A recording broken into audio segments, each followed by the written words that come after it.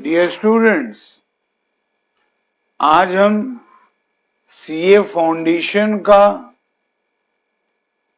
Accountancy classes आज से शुरू कर रहे हैं।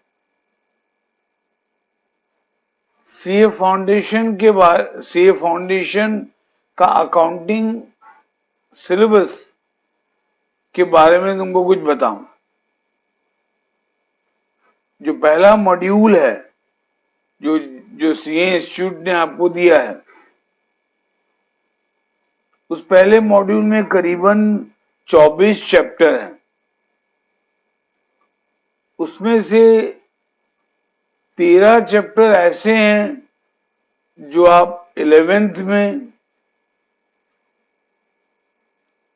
या 12th में पढ़ चुके हो। सिर्फ 9 ही चैप्टर ऐसे हैं जो आपके लिए न्यू है, और उसमें से 4 तो थ्योरी है, इजी है। खाली 5 प्रैक्टिकल है जो आपने नहीं पढ़ा है। तो पहले मैं एक एक करके जो 5 प्रैक्टिकल चैप्टर हैं वो कंप्लीट करूंगा। उसके बाद मॉड्यूल 2 का कोई अगर प्रैक्टिकल चैप्टर होगा वो कंप्लीट करूंगा। उसके बाद दोनों मॉड्यूल का जो थ्योरी होगा, जो आप 11th या 12th में नहीं पढ़े हो, वो हम डिस्कस करेंगे। ठीक है? तो आज हम मॉड्यूल 1 का एक चैप्टर शुरू करेंगे जिसका नाम है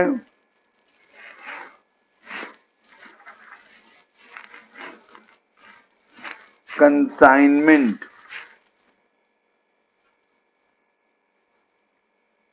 कंसाइनमेंट। अगर आपके पास मॉड्यूल 1 है सीए फाउंडेशन का, अकाउंट्स का, तो अब ओपन करें पेज नंबर 6.43।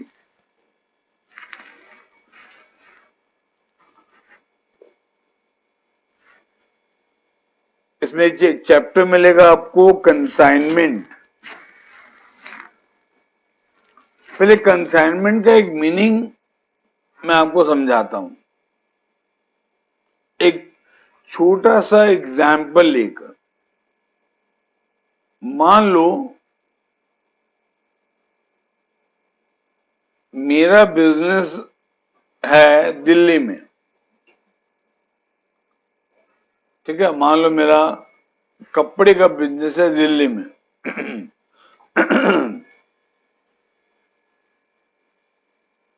अब मैं चाहता हूं, अब मेरा दिल्ली का बिजनेस अच्छा चल रहा है, बढ़िया चल रहा है। अब मैं चाहता हूं कि मैं वही कपड़ा कोलकाता में भी बेचूं, लेकिन मेरे पास इतना पैसा नहीं है, इतना मैन पावर नहीं है कि मैं कलकत्ता में एक नया दुकान खोल पाऊं। मान लो मेरा एक फ्रेंड कोलकाता में रहता है, और मान लो वो काम तो कर रहा है लेकिन उसका काम ज्यादा बड़ा नहीं है, उसके पास टाइम बचता है। तो मैं उसको अप्रोच किया, देख दोस्त, मैं तेरे पास दिल्ली से कपड़ा भेजूंगा, तू उसको संभाल के रखना और बेचना।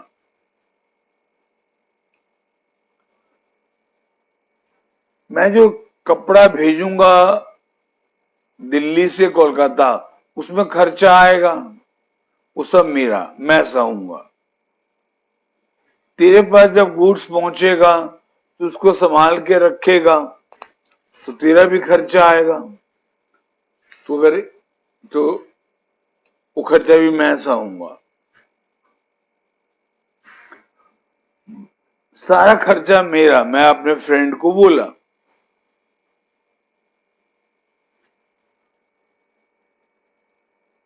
और मेरे फ्रेंड को बोला मैं, तू सिर्फ इतना ध्यान रखना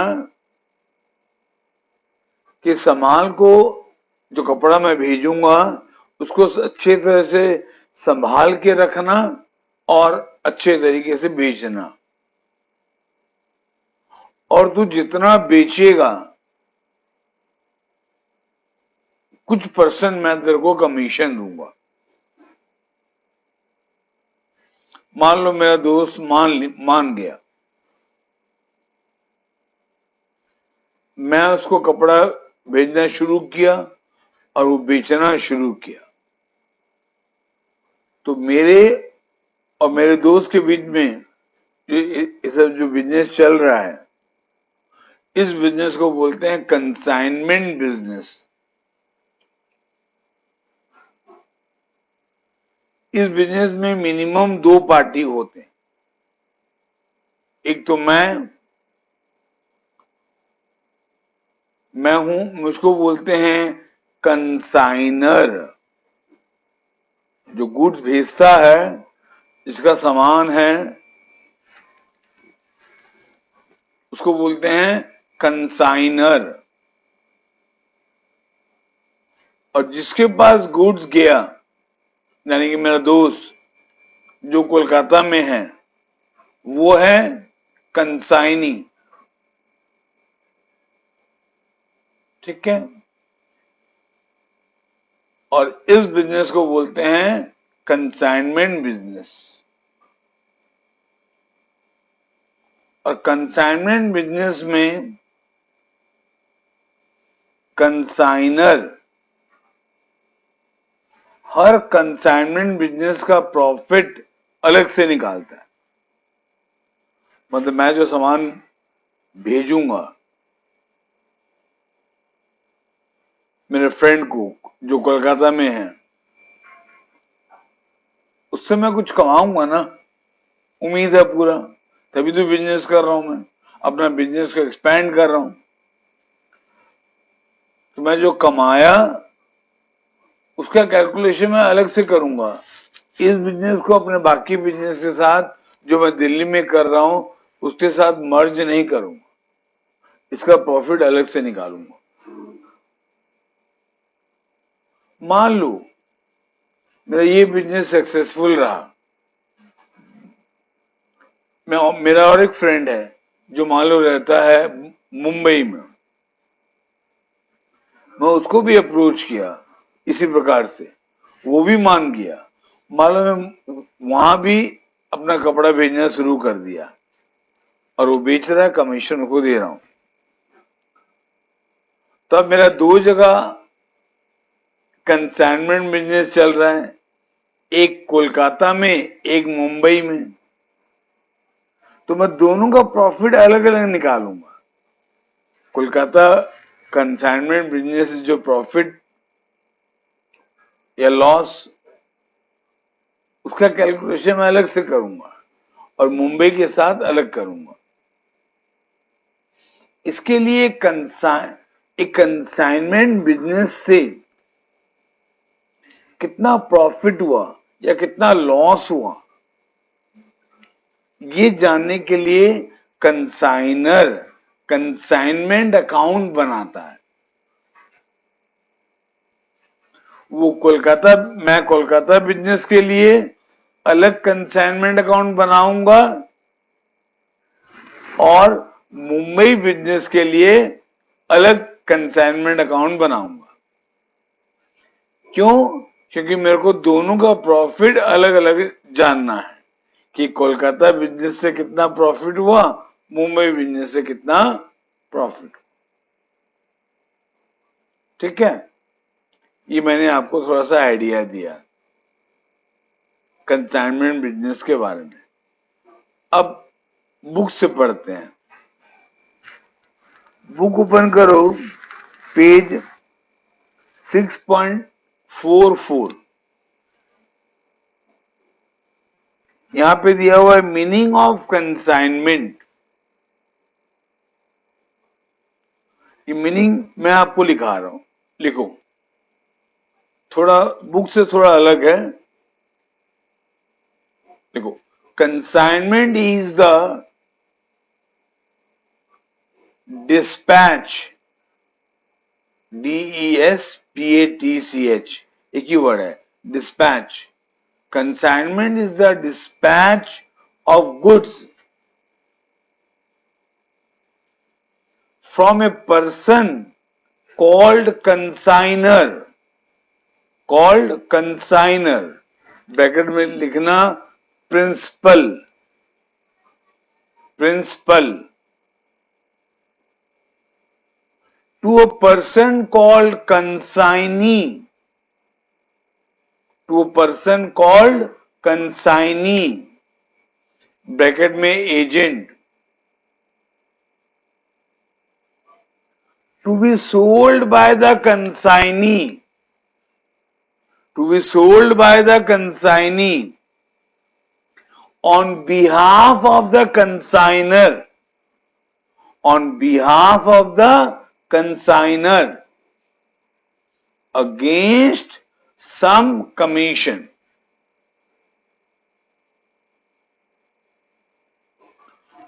तो ठीक है, मीनिंग खत्म हुआ।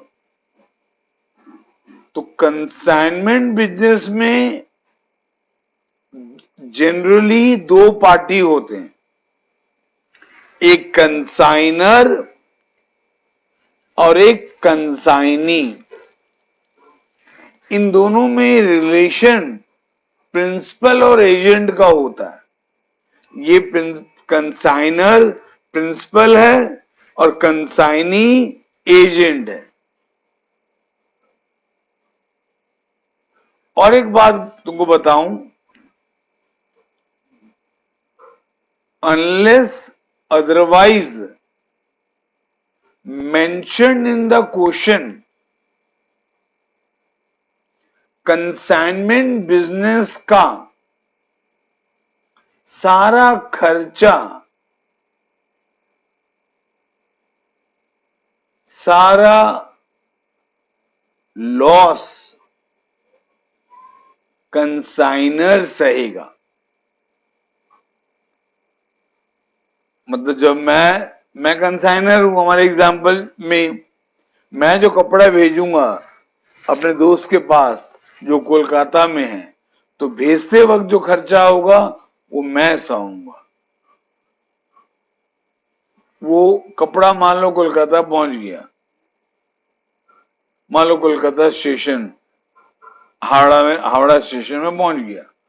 वहां से वो मेरा दोस्त अपने दुकान तक लेके जाएगा या अपने घर तक लेके जाएगा, तो उसका लगेगा भाड़ा। वो भाड़ा भी मैं सहूं, मैं बियर करूंगा, सहूंगा। फिर मान लो मेरा दोस्त स्पेशली इसके लिए एक शॉप रेंट पे लिया है, तो उसका भाड़ा भी मैं सहूंगा।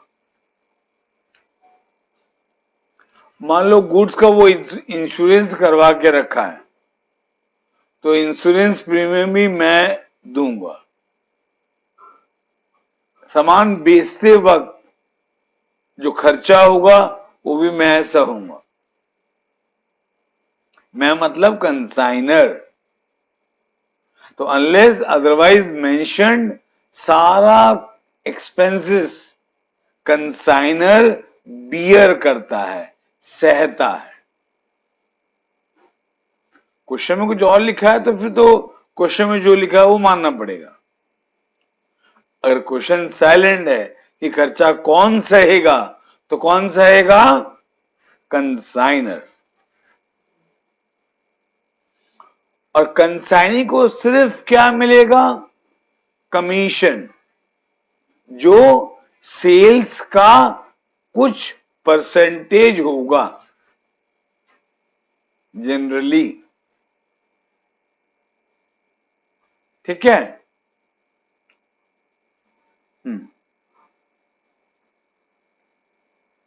अब इसका फीचर्स पढ़ते हैं।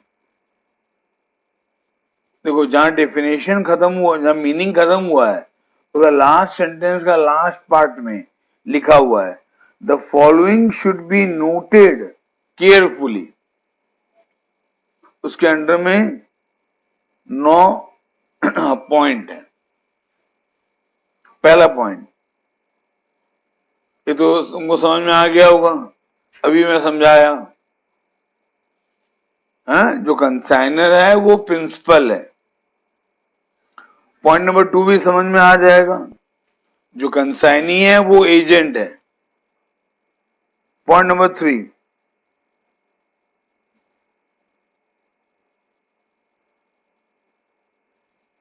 सुनो, जब कंसाइनर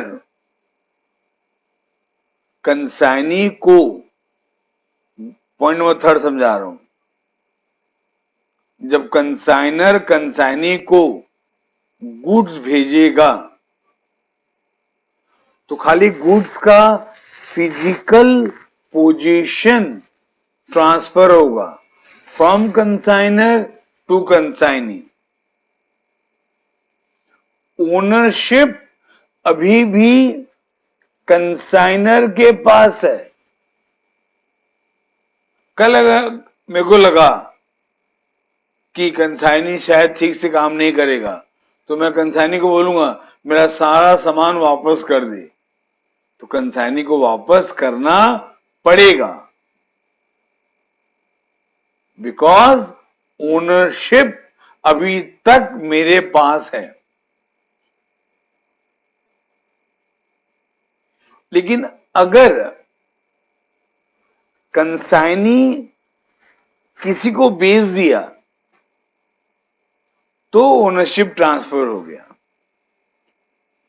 मान लो मेरा कंसाइनी मिस्टर एक्स को बेच दिया, अब मिस्टर एक्स से मैं वापस नहीं मांग सकता, वो ओनरशिप ट्रांसफर हो गया एक्स को, ठीक है। पॉइंट नंबर 3 में ये लिखा हो, पढ़ लेना। पॉइंट नंबर 4 एक बार रीडिंग कर लो।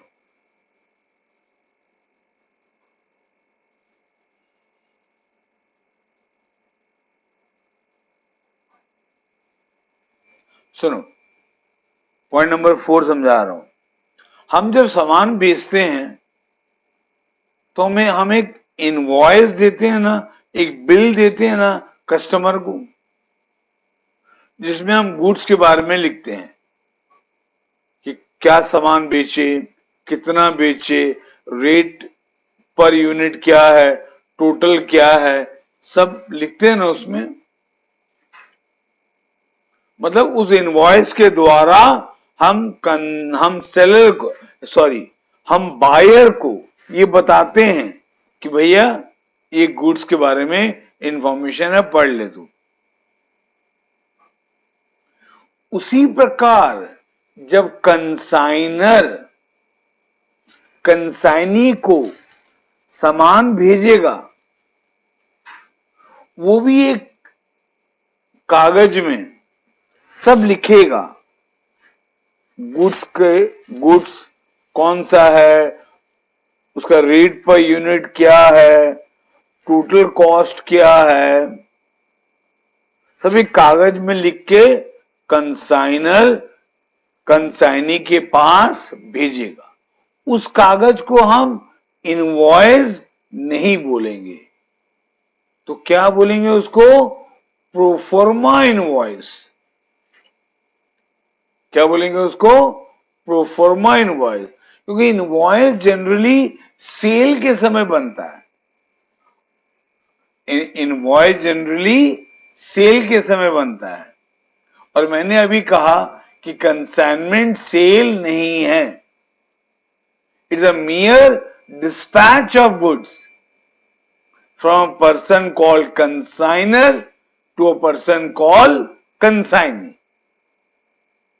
तो कंसाइनमेंट सेल नहीं है, इसलिए यहां जो बिल बनेगा, यहां जो इनवॉइस बनेगा, उसको इनवॉइस नहीं बोल के क्या बोलेंगे, प्रोफोर्मा इनवॉइस। 4 नंबर में लिखा हुआ है। 5 नंबर भी पढ़ लो एक बार, आपको समझा चुका हूं।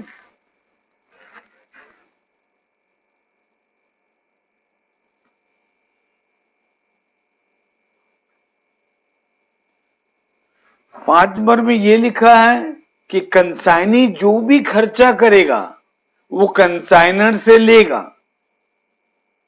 कंसाइनी जो भी खर्चा करेगा वो कंसाइनर से लेगा। कुछ नहीं बोलने से ये माना जाता है कि खर्चा कौन सहेगा, कंसाइनर। हाँ, बट ये एग्रीमेंट चेंज हो सकता है और वो क्वेश्चन में लिखा रहेगा।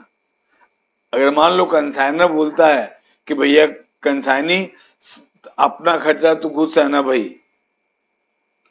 तो हो सकता है, बट वो क्वेश्चन में लिखना चाहिए। अगर क्वेश्चन में कुछ नहीं लिखा है कि खर्चा कौन सहेगा, तो इस हर्ष में ये माना जाएगा कि खर्चा कंसाइनर सहेगा।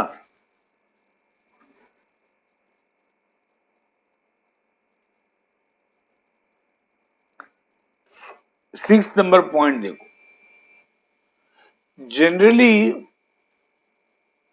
कंसाइनर क्या करता है, सामान भेजते वक्त कंसाइनी के पास सामान भेजते वक्त या उससे थोड़ा पहले कुछ एडवांस ले लेता है, कुछ एडवांस ले लेता है। फिर कंसाइनी को बोलता है तू जितना का सामान बेचेगा उससे अपना एडवांस भी माइनस, उससे अपना एडवांस माइनस कर लेना, और जो खर्चा तू किया है वो भी माइनस कर देना, बाकी पैसा मेरे को दे देना। मान लो मैं अपना कंसाइनी से जो कोलकाता में है उससे एडवांस लिया 50,000 रुपया, मैं उसको 1 लाख का सामान भेजा था, मैं उसे 50,000 रुपया एडवांस लिया, ठीक है। मान लो साल के अंत में कंसाइनी बोला मैं टोटल 90,000 का सेल अभी तक किया हूं, ये चलो और सिंपल करते हैं। मान लो साल के एंड में कंसाइनी बोला मैं सारा सामान बेच दिया हूं, मैं सारा सामान बेच दिया हूं लेट 1.5 लाख में,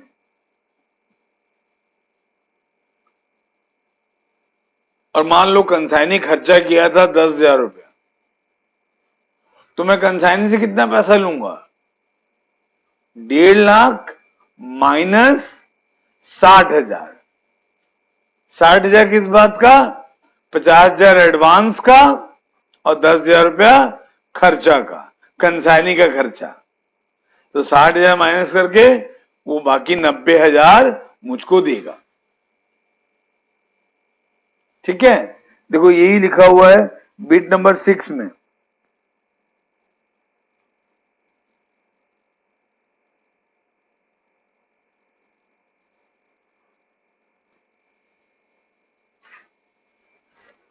बिट नंबर 7 में कंसाइनी के कमीशन के बारे में बताया, मैं आपको पहले समझा देता हूं।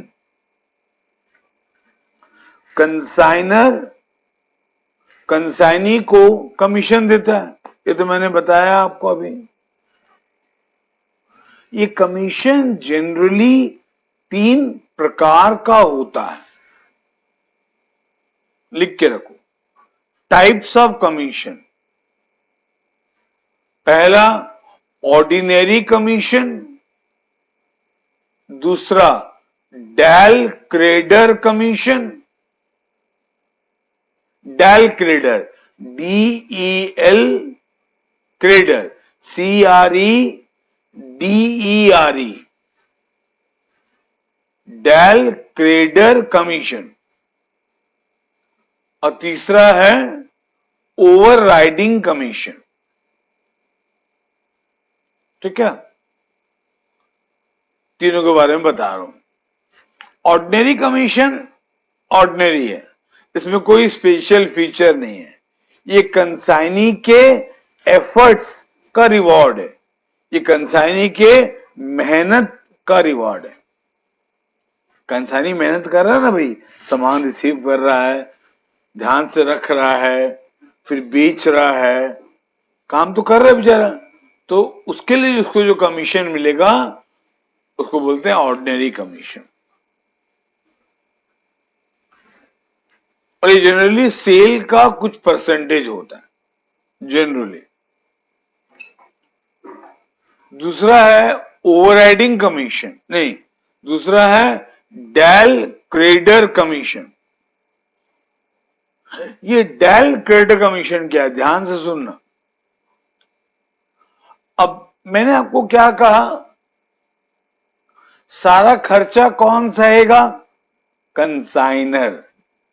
सारा लॉस कौन सहेगा, कंसाइनर, अनलेस अदरवाइज मेंशन, है ना। तो सारा खर्चा कंसाइनर सहेगा, सारा लॉस कंसाइनर सहेगा। तो कंसाइनी को यह बात मालूम है, कंसाइनी को यह बात भी मालूम है, मैं जितना सेल करूंगा उतना मेरा कमीशन बढ़ेगा, जहां सेल बढ़ते जाएगा उतना मेरा कमीशन बढ़ते जाएगा। तो कंसाइनी ऐसा कर सकता है कि सेल को बढ़ाने का चक्कर में वो उधारी में बेचना शुरू कर दे, जिसको तिसको, बिना सामने वाले का नियत या क्रेडिट वर्दीनेस देखते हुए वो सेल्स करते जाएगा। उसको तो मालूम है भैया लॉस तो मेरे को सहना नहीं है, कुछ बैड डेट हुआ तो कंसाइनर सहेगा। तो ऐसा वो कर सकता है ना। तो अब कंसाइनर को ये बात मालूम है, जो दिल्ली में बैठ के कोलकाता मुंबई में सामान बेच रहा है, उसको इतना तो आइडिया है भाई कि कंसाइनी ऐसा कर सकता है। तो कंसाइनी को बोलता है देख भैया, तो सामान कैश में बेच, उधारी में बेचना चाहता है बेच, लेकिन सुन, जिसको उधारी में बेचेगा उससे पैसा लाने का जिम्मेवारी तेरा। अगर कुछ बैड डेट हुआ तो मैं नहीं सहूंगा, और इस एक्स्ट्रा मेहनत के लिए तो कुछ कमीशन मांगेगा तो मैं दूंगा, और उस कमीशन को बोलते हैं डेल क्रेडर कमीशन। तो इसका इंपैक्ट क्या पड़ेगा प्रॉब्लम सॉल्व करते वक्त, ध्यान देना। अगर कंसाइनर कंसाइनी को डेल क्रेडर कमीशन दे रहा है, वो लिखा रहता है क्वेश्चन में, डेल क्रेडर कमीशन दे रहा है कि नहीं दे रहा है, क्लियरली लिखा रहता है। हाँ, तो अगर क्वेश्चन में लिखा है कि कंसाइनर कंसाइनी को डेल क्रेडर कमीशन दे रहा है और कोई बैड डेट होता है, तो बैड डेट कौन सहेगा, कंसाइनी।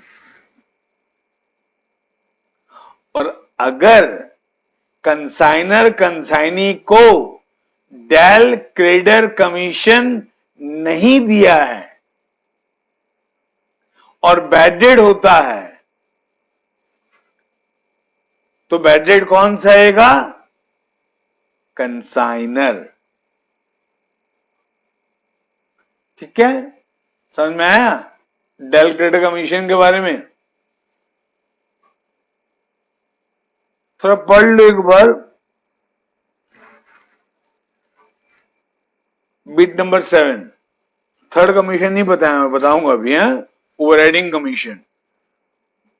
बिट 7 एक बार पढ़ लो, ठीक है। इसमें क्या लिखा है कि अगर क्वेश्चन में कुछ बोला नहीं है तो डेल क्रेडिट कमीशन भी टोटल सेल्स पे निकलेगा। डेल क्रेडिट कमीशन भी टोटल सेल्स पे निकलेगा। ये मत सोच लेना कि ये क्रेडिट सेल पे निकलेगा। अगर क्वेश्चन में कुछ नहीं लिखा है तो कभी कभी लिख देता है कि डेल क्रेडिट कमीशन का जो परसेंटेज दिया रहेगा वो क्रेडिट सेल पे निकलेगा। लेकिन अगर क्वेश्चन में कुछ नहीं दिया है, मान लो क्वेश्चन में दिया है ऑर्डिनरी कमीशन 5% और डेल क्रेडिट कमीशन 2%, बस इतना ही बोला है क्वेश्चन में, तो इसका मतलब दोनों को ऐड कर देना, 5 और 2 7%, तो टोटल सेल का 7% टोटल कमीशन है। ठीक। अच्छा, ओवरराइडिंग कमीशन के बारे में यहां पर लिखा नहीं है बिट नंबर 7 में। ओवरराइडिंग कमीशन क्या होता है सुनो। मान लो कंसाइनी को सामान बेच रहा है पिछला कुछ समय से। कंसाइनी जनरली साल भर में मान लो 2 लाख का सेल करता है,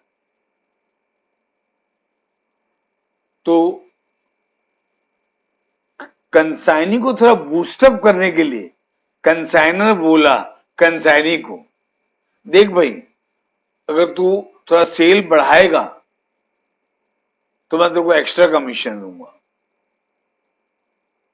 लेट अगर तू मिनिमम सेल 3 लाख का कर देगा तो फिलहाल 2 लाख का सामान बेच पा रहा है साल भर में, अगर तू 3 लाख का सामान बेच पाएगा साल भर में तो मैं तेरे को 1% कमीशन एक्स्ट्रा दूंगा। ठीक है, तो जो 1% एक्स्ट्रा मिला उसको वो है ओवर राइडिंग कमीशन। ठीक है, समझ में आया कमीशन के बारे में। बिट नंबर 7 8 पढ़ो। अब जिस प्रकार कंसाइनी को एक प्रोफोर्मा इनवॉइस दिया था ना जब वो गुड भेजा था कंसाइनी के पास, तो एक प्रोफोर्मा इनवॉइस भेजा था जिसके द्वारा वो बताया था कंसाइनी को गुड्स के बारे में। उसी प्रकार पीरियड के एंड में या साल के एंड में कंसाइनी भी एक स्टेटमेंट बनाता है जिसके द्वारा वो इन्फॉर्म करता है कंसाइनर को कि मैं कितना कॉस्ट का सामान बेचा, कितना में मेरा क्या क्या खर्चा हुआ, मेरा कितना कमीशन बनता है, मैं कितना एडवांस दे चुका हूं। तो जिस स्टेटमेंट से कंसाइनी इन्फॉर्म करता है कंसाइनर को अपने ट्रांजैक्शन के बारे में, उस स्टेटमेंट को हम बोलते हैं अकाउंट सेल। सेल्स अकाउंट का उल्टा अकाउंट सेल्स। ठीक है, ये बिट नंबर 8 में है, पढ़ना। ठीक है, बिट नंबर 9 ये भी तुमको बोल चुका हूं कि कंसाइनर हर कंसाइनमेंट बिजनेस का प्रॉफिट सेपरेटली निकालता है। अभी एग्जांपल लिया था ना, मेरा मान लो कंसाइनमेंट बिजनेस चल रहा है, एक कोलकाता में एक मुंबई में, तो मैं दोनों का प्रॉफिट अलग अलग निकालूंगा, दोनों के लिए अलग अलग कंसाइनमेंट अकाउंट बनाऊंगा। ठीक है, इसको आप फीचर्स भी मान सकते हो, ये कंसाइनमेंट का फीचर्स है। क्लियर? अब देखो नेक्स्ट में आपको दिया है कंसाइनमेंट और सेल का डिफरेंस, कंसाइनमेंट और सेल का डिफरेंस।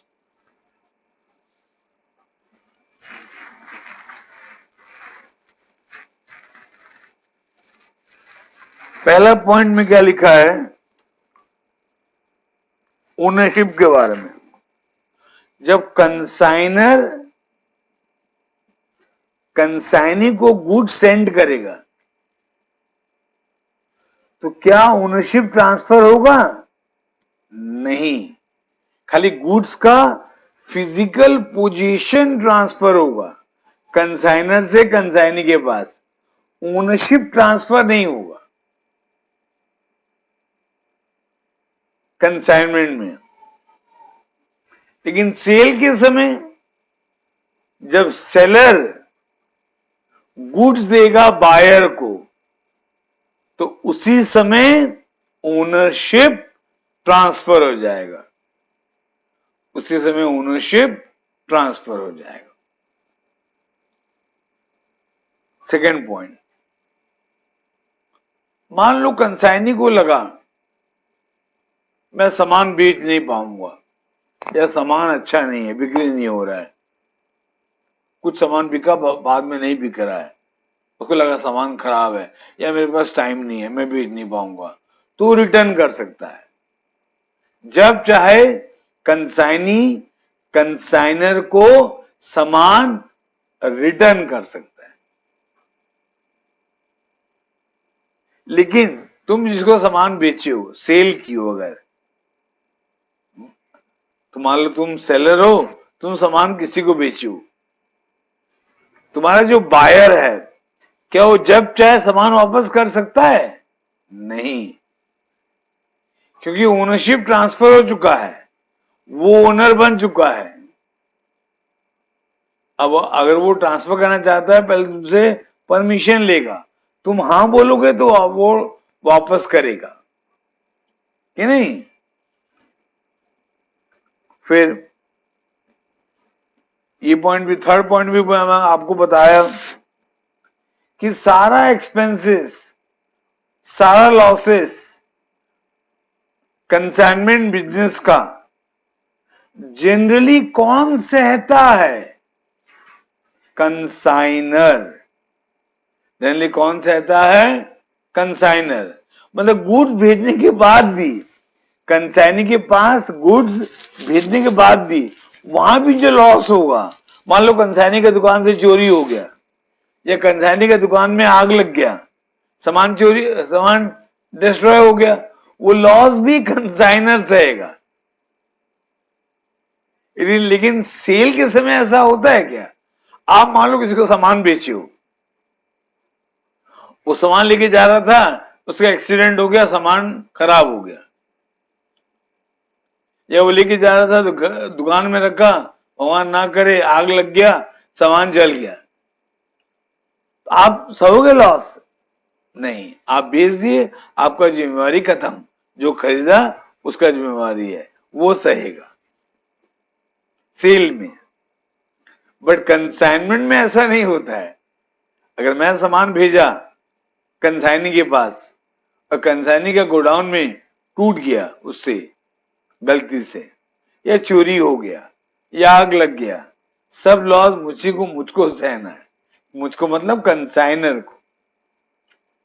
ठीक है, फोर्थ पॉइंट तो बता चुका हूं मैं तुमको। कंसाइनमेंट बिजनेस में कंसाइनर और कंसाइनी का रिलेशन क्या होता है? प्रिंसिपल और एजेंट का। कौन प्रिंसिपल है? कंसाइनर। और कौन एजेंट है? कंसाइनी। लेकिन सेल के समय क्या रिलेशन होता है? सेलर और बायर का, कि नहीं?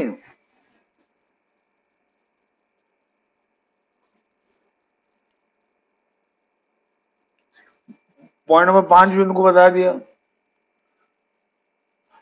सारा खर्चा कौन सहेगा? कंसाइनमेंट बिजनेस में, कंसाइनमेंट बिजनेस में सारा खर्चा कंसाइनर सहेगा, अनलेस अदरवाइज मेंशन। ठीक है, ठीक है। अगर एक बार तुम सेल के समय एक बार तुम सामान बेच दिए, उसके बाद जो खर्चा होगा कौन सहेगा? बायर, जो खरीदा है वो सहेगा। ठीक है, इसका थ्योरी ऑलमोस्ट कंप्लीट है।